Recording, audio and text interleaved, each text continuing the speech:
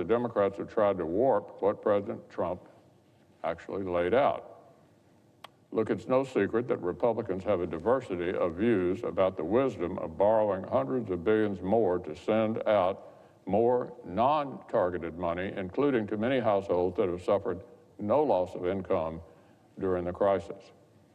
COVID-19 has not affected all households equally, not even close. It's hardly clear that the federal government's top priority should be sending thousands of dollars to, for example, a childless couple making well into six figures who've been comfortably teleworking all year. Our duty is to get help to the people who actually need help, like we did to a historic degree just 4 days ago.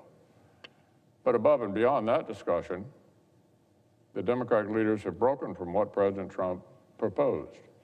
They quietly changed this proposal in an attempt to let wealthy households suck up even more money. Speaker Pelosi structured her bill so that a family of four would have to earn more than $300,000 in order not to qualify for more cash. A family of three could pull in $250,000 per year, $250,000, and still qualify for some money. And Democratic leaders want to call this scheme, quote, survival checks.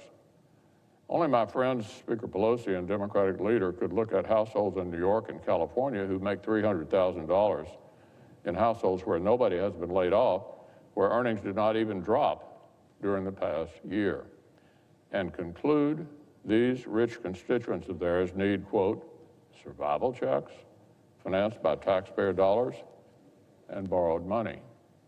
Everyone sees the game here.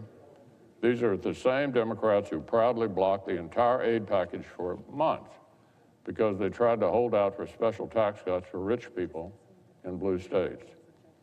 Now they say it's a matter of survival to send another boatload of cash to people making $300,000, regardless of whether they've experienced any disruption at all this past year. Even the liberal Washington Post today is laughing at the political left for demanding more huge giveaways with no relationship to actual need. Here's what the Washington Post wrote. Especially wrong-headed is the progressive left, spearheaded by Senator Bernie Sanders, who depicts the $2,000 as aid to desperate Americans, despite huge amounts destined for perfectly comfortable families. That's from the editors of the Washington Post.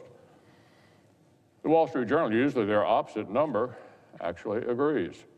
These non-targeted checks are unnecessary, and struggling households can access targeted support like expanded jobless benefits, food stamps, child care subsidies, and much more. The liberal economist Larry Summers, President Clinton's Treasury Secretary and President Obama's NEC director, says, quote, there's no good economic argument for universal $2,000 checks at this moment. He points out the CARES Act and the brand new law will already have boosted overall household income relative to the economy back to its pre-pandemic levels, if not higher.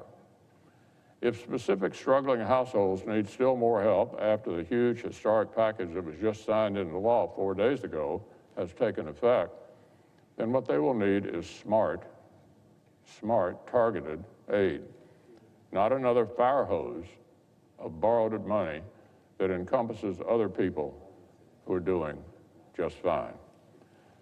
So in my view, colleagues like Senator Cornyn and Senator Toomey have pointed this out persuasively. But more broadly, here's the deal. The Senate is not going to split apart the three issues that President Trump linked together just because Democrats are afraid to address two of them. The Senate's not going to be bullied into rushing out more borrowed money into the hands of Democrat rich friends who don't need the help. We just approved almost $1 trillion in aid a few days ago. It struck a balance between broad support for all kinds of households and a lot more targeted relief for those who need help the most. We're going to stay smart, we're going to stay focused, and we're going to continue delivering on the needs for our nation. Now, Mr. President, I move to proceed to calendar number 480S3985. The clerk will report the motion. Motion to proceed to calendar number 480 as 3985, a bill to improve and reform policing practices, accountability, and transparency.